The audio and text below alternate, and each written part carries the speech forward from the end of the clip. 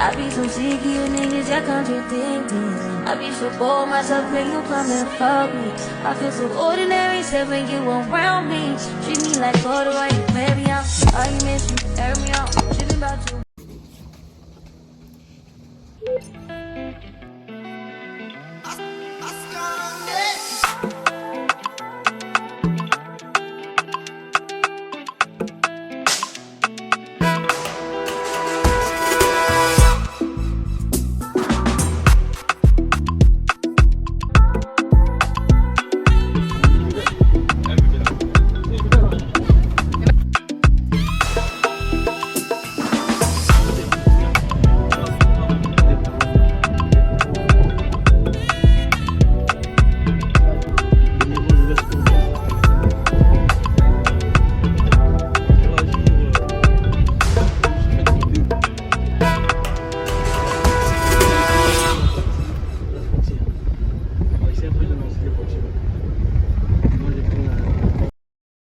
Salut tout le monde, j'espère que vous allez bien. Aujourd'hui, on se retrouve pour une nouvelle vidéo.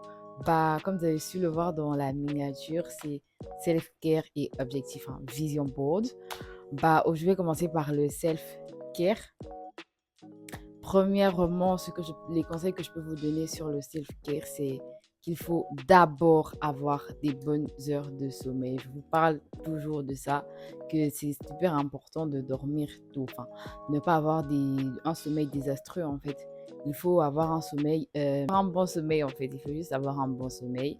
Donc du coup, au moins minimum 8 heures de sommeil. Le second conseil que je peux vous donner, c'est d'arrêter de vous comparer aux gens. La comparaison, on n'en parle pas assez, mais c'est vraiment un truc que les gens ne prennent pas vraiment comme ça en fait, mais c'est vrai. On a souvent tendance à se comparer à des gens qui sont plus que nous ou encore qui sont moins que nous, alors que de base, on doit se comparer à nous-mêmes en fait. C'est un petit souci en fait que les gens ne comprennent pas. Genre, je me dis, il y a des gens en fait, ils se comparent vraiment à des gens qui sont vraiment au-dessus d'eux. Genre, tu vois, je peux accepter que ce soit une personne que tu aimes, tu te compares pas à cette personne, mais plutôt tu veux devenir comme cette personne, tu vois. Ça, c'est tout à fait normal. Pour ton self-care, c'est tout à fait normal de vouloir regarder une personne qui t'intéresse dans sa façon d'être, afin que toi aussi tu puisses copier pour être comme elle. Ça, c'est tout à fait normal. Par exemple, vous pouvez aller sur Pinterest. Je sais pas si vous dites Pinterest. Enfin, moi de base, je dis Pinterest. Mais là, je dis Pinterest parce que après, on va dire non, je dis pas ça et tout. Bon, donc du coup, vous pouvez aller sur Pinterest et vous prenez des photos et tout de l'hygiène, je sais pas, des filles qui vous intéressent et tout ça que vous trouvez assez... Vous voyez ce que je veux dire? Vous prenez des photos et vous mettez sur en fond d'écran, comme ça vous aidera. Chaque matin, quand vous allez vous réveiller, vous allez dire, ouais, moi, je veux être cette fille-là, vous voyez? Mais arrêtez de vous comparer aux gens qui ne sont pas comme vous. Arrêtez de vous comparer aux gens qui sont au-dessus ou en dessous de vous. Soyez plutôt vous-même et comparez-vous à vous-même, tout simplement. Vous allez me demander, mais comment je vais me comparer à moi-même?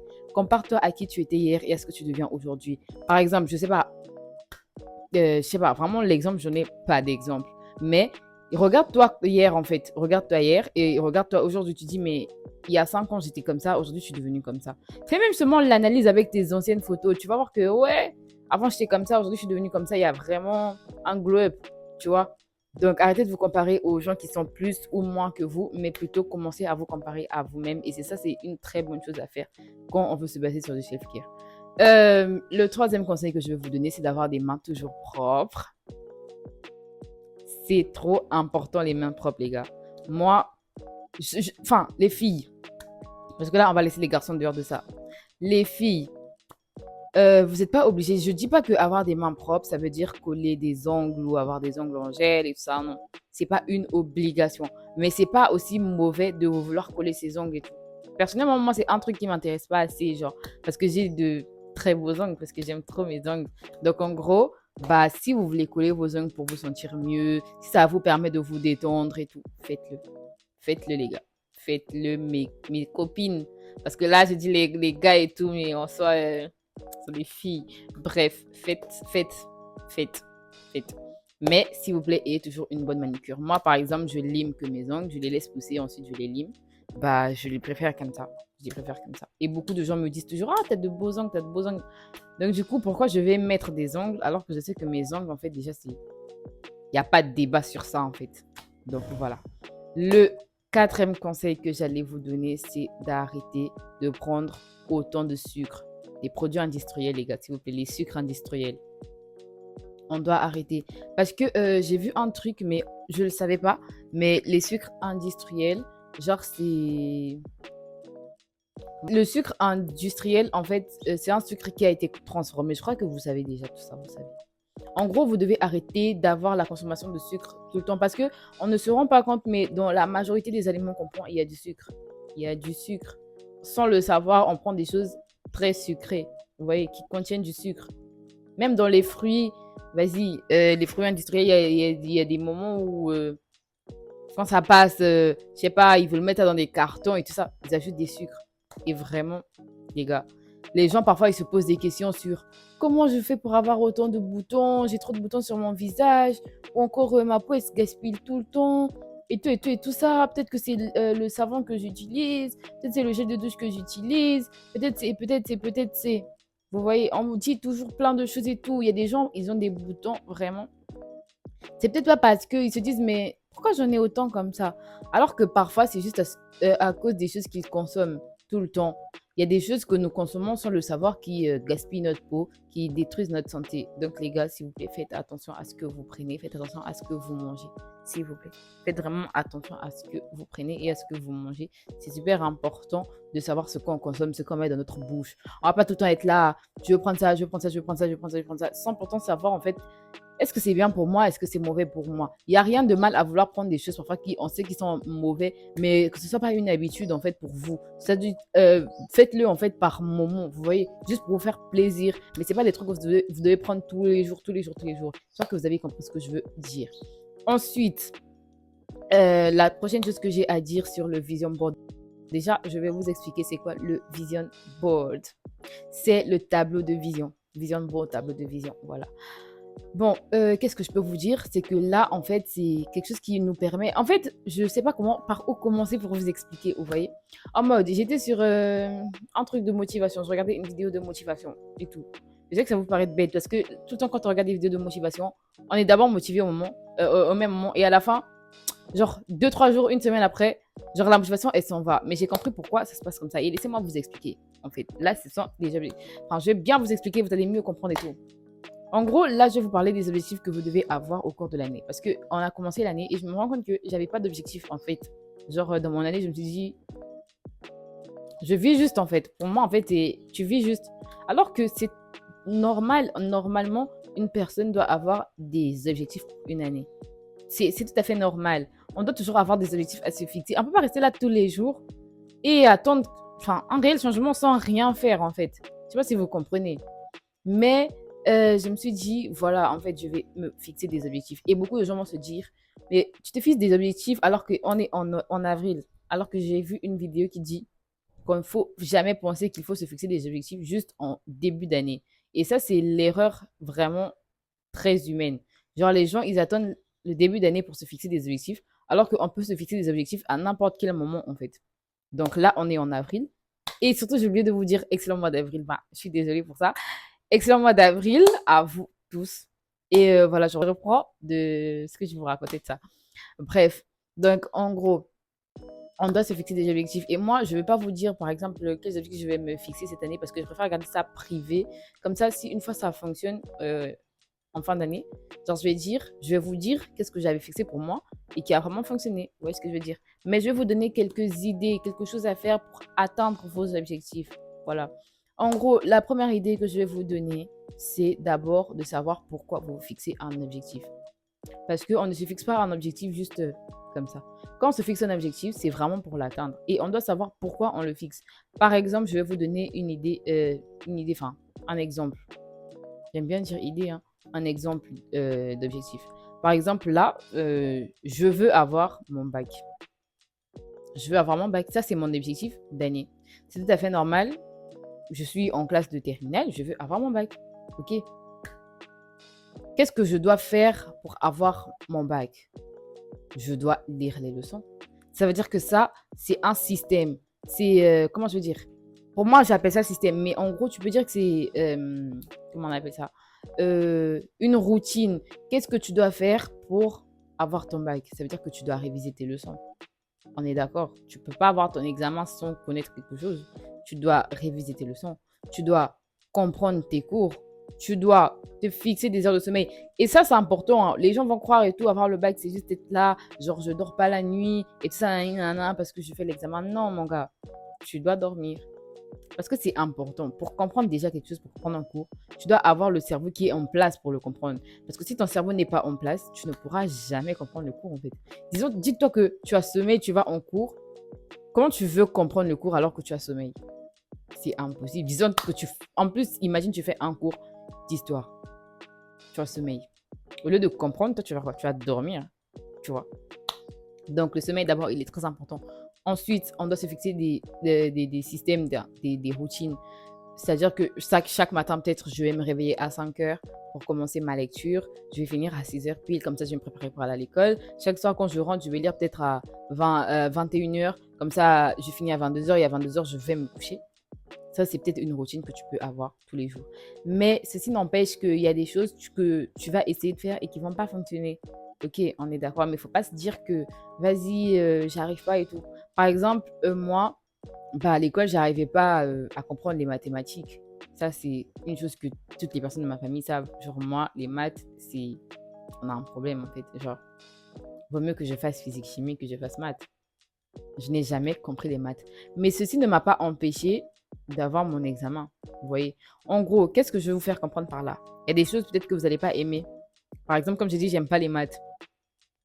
Mais qu'est-ce que je vais faire? Vu que je sais que je suis très nulle en maths, je dois booster mes énergies pour une autre matière. Ça veut dire que je sais qu'en maths, j'ai un problème. Ça veut dire que je dois rattraper les points que je suis en train de perdre en maths. Ça veut dire que je vais travailler plus les autres matières, mais peut-être abandonner les maths. Moi, personnellement, j'avais abandonné les maths. Je ne travaillais plus les maths. Si c'est pas on me forçait, je ne travaillais pas les maths, moi. Je ne travaillais pas les... Ça, c'est en fait, pour moi, ce sont des heures que je perds. Disons là, on est en fin avril, on se dit que le bac, c'est dans 2 mois. Tu sais déjà que toi, en fait, en maths, tu es nul, mon gars. Arrête de réviser maths, arrête d'essayer de comprendre les maths. Vas-y travailler une matière que tu sais que, ouais, là, si je m'efforce, je pourrais. Par exemple, si tu es en D ou en C, je sais pas, va lire physique-chimie, tu sais que coefficient 5, mon gars, tu pourras rattraper les points de maths. C'est vrai que tu pourras pas avoir 17 et tout, mais tu pourras te fixer une note au moins assez potable. Comme ça, dans les autres matières aussi, tu essaies. Comme ça, tu vas ajouter des points dans les maths, ok? Donc, du coup, les gars, fixons-nous des objectifs. C'est super important. Maintenant, là, je vais vous parler des choses à faire qui vont vous aider mentalement. Par exemple, j'aime trop donner les exemples. Voilà, je vais juste vous dire quelques petites choses à faire pour être mieux mentalement. Je vais commencer par arrêter de vous comparer aux gens. Je vous ai dit ça en début dans le truc self-care. C'est vraiment d'arrêter de vous comparer aux gens. Arrêtez d'envier surtout. Le mot envier. Arrêtez d'envier les gens. Parce qu'on a souvent tendance à envier les gens qui sont sur les réseaux. Alors qu'en fait, on n'a pas tous la même vie. J'ai su le dire avant ça. On n'a pas tous la même vie en fait. Arrêtez d'envier les gens qui sont sur les réseaux, qui sont plus que vous ou qui sont moins que vous. Je sais pas, arrêtez d'envier les gens. Arrêtez aussi de parler de la vie des gens. Parce que quand vous prenez votre temps pour critiquer les gens, ça veut dire que vous les enviez. Ça veut dire que vous les enviez. Parce que je ne peux pas prendre mon temps pour parler de quelqu'un. Comme ça, juste, je me réveille un matin et je me dis, non, vas-y, je vais parler d'un tel. Genre, what the fuck, en fait. Et aussi, commencer à faire le tri des choses qui sont dans votre téléphone.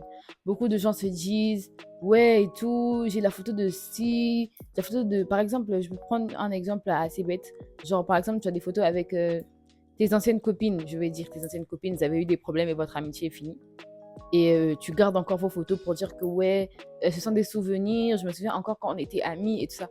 Alors que ça te détruit mentalement, en fait. Tu sais très bien que votre amitié est finie, mais tu continues à regarder vos photos. Ça sert à quoi? Mon gars, Mago, supprime de ton téléphone. Supprime de ton téléphone. Ça sert à rien d'avoir ça dans ton téléphone. Je te jure que ça ne sert à rien. Tu prends, tu supprimes les photos des gens avec qui tu ne parles plus, les photos des choses qui ne te servent à rien. Peut-être tu te dis, non, vas-y, ça c'est la photo de, vas-y, du paysage là. Je vais garder ça, peut-être un jour, j'en aurai besoin. Tu n'en auras pas besoin. Non, tu n'en auras jamais besoin, en fait. Tu n'en auras jamais besoin. Le jour où tu en auras besoin, tu en as qu'à prendre une nouvelle. Supprimez les choses qui ne sont pas importantes dans votre téléphone parce que ça vous aide. Faites aussi le tri de vos applications qui ne vous servent plus à rien. Par exemple, vous allez vous dire non, cette application-là, elle m'a permis à faire ça, donc je vais la garder. Même si je sais que je ne l'utilise plus, je vais la garder parce que ça. Supprime l'application. Supprime. Le jour où tu en auras besoin, tu télécharges. C'est tout. Supprimez tout ce que vous sentez qui ne sont plus important dans votre téléphone. Supprimez. Les photos de vos ex, je sais pas. Supprimez. Supprimez. Même les contacts des gens avec qui vous ne parlez plus. Supprimer. Tu te dis, non, vas-y, je vais garder. Peut-être un jour, il va m'écrire. Va t'écrire. Supprime. Supprime. Ça te sert à quoi? Ça te sert à quoi? Ça te sert à rien. Supprime. Ok? Peut-être dans son téléphone, il l'a supprimé et toi, tu es là, tu te gardes. Tu gardes pourquoi? Supprime. Ok? J'espère que vous avez bien entendu. Et aussi, commencez à vous éloigner des personnes toxiques, des personnes qui ne vous apportent rien. Vraiment. Même si ce sont vos amis ou comment. Comme vous savez qu'une personne en fait est toxique, en vrai, quelqu'un qui est toxique ne peut même pas être votre ami. Disons que toi, tu as une amie et passe son temps à mal parler de toi, à te rabaisser. Ça veut dire que c'est pas ta copine, ça veut dire qu'elle t'aime pas. Parce que si tu es ma copine, minimum, tu me rabaisses jamais. Tu me rabaisses jamais. Si tu me rabaisses, ça veut dire qu'on n'est pas amis. Si tu me rabaisses devant les gens, si tu me parles mal devant les gens, ou comment en fait, genre, ça veut dire qu'on n'est pas amis. Ça veut dire que tu m'aimes pas ou tu veux trop être au-dessus des autres, en fait. Tu veux être au-dessus de moi. Donc, les filles ou les garçons, si vous avez des amis qui vous rabaissent, qui vous malmènent devant les gens, qui se moquent de vous devant les gens pour plaire, ce ne sont pas vos amis, en fait. Ce ne sont pas vos amis. Donc, ça ne sert à rien de continuer des amitiés stupides comme ça. Au contraire, laissez-les aller trouver d'autres amitiés. Et même si vous restez seul, il n'y a pas de problème à ça. Il n'y a pas de problème à être seul. Il n'y a pas de problème à ça. Je le dis et je le répète. Moi, par exemple, je parle presque à personne. Même j'ai des amis qui m'écrivent, je ne les réponds pas. Et ils vont me dire, ouais, toi, t'es gonflé, vas-y. Je ne suis pas gonflé, en fait. Je sais que si toi et moi, on parle, on ne va rien se dire d'intéressant. Pourquoi on va parler? Pourquoi on va parler? Tu es du genre à prouver que toi, t'es ci, toi, t'es ça. Donc, continue, fais ça avec d'autres personnes. Parce qu'avec moi, là, ça va même pas marcher. Ça va même pas marcher. Genre, tu vois, je te laisse. Tu vas m'écrire des messages, je vais même pas te gérer, je vais même pas te répondre parce que j'en ai vraiment rien à foutre. J'en ai vraiment rien à foutre. Donc, les gars, je vous dis clairement, arrêtez de forcer des amitiés, arrêtez de traîner avec des gens toxiques parce que tu te dis, vas-y, il a 5000 abonnés sur Instagram. Quand je serai avec lui, on dira, ouais, moi, tu l'as mis dans tel. Alors que la personne te rabaisse et toi, tu restes juste là parce que tu connais que la personne, elle est cotée ou comment. Ça sert à rien. Ça sert à rien. Ça sert à rien. Je vous jure que ça sert à rien. Il faut mieux rester avec des gens qui sont sous-cotés que de rester avec des gens qui sont cotés et qui te rabaissent. On est d'accord, ok? Donc, j'espère vraiment que mes conseils, vous allez les mettre en pratique parce que je rigole pas. Hein. Je rigole pas. Mettez-les en pratique. Surtout vos objectifs là. À partir du mois d'avril, commencez. Enfin, au moment où vous regardez la vidéo, commencez, prenez une feuille ou prenez votre téléphone, allez dans les notes, écrivez les objectifs que vous voulez avoir et quelles sont les choses à faire, c'est-à-dire que les systèmes pour réussir à avoir ça. Et j'espère que ma vidéo, elle vous a plu. Surtout, n'hésitez pas de vous abonner, de liker et de commenter. Vraiment, gros bisous à vous et surtout encore excellent mois d'avril à toutes les personnes qui vont regarder cette vidéo. Et je vous remercie d'avoir regardé. Surtout, n'oubliez pas de venir me suivre sur Insta. Prenez soin de vous surtout et on se retrouve encore prochainement pour une prochaine vidéo. Gros bisous à vous, surtout plein d'amour. Bisous.